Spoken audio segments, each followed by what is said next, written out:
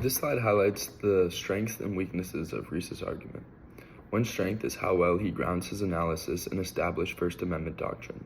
He doesn't try and invent new theories. Instead, he applies settled rules about symbolic speech, content discrimination, and obscenity to a modern issue.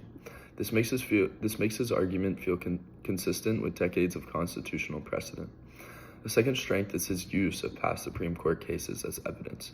Rees brings in decisions like Texas versus Johnson, Brown versus Entertainment, and Tinker versus Des Moines, showing that courts have repeatedly rejected attempts to censor expression simply because it is offensive or unfamiliar.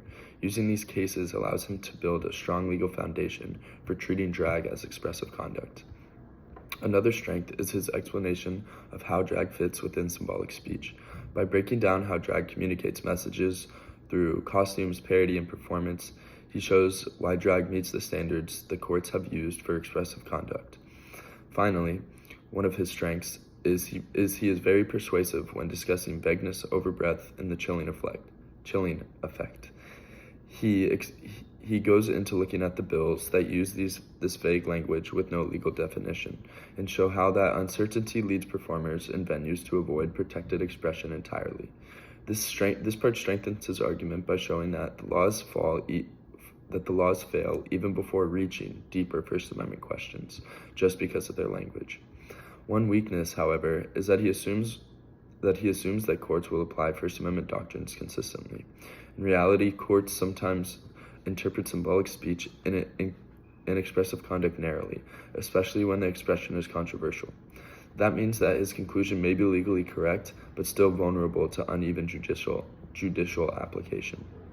Another limit in his argument is about viewpoint discrimination. While it is very compelling, courts often require explicit evidence that the lawmakers intended to target a specific viewpoint.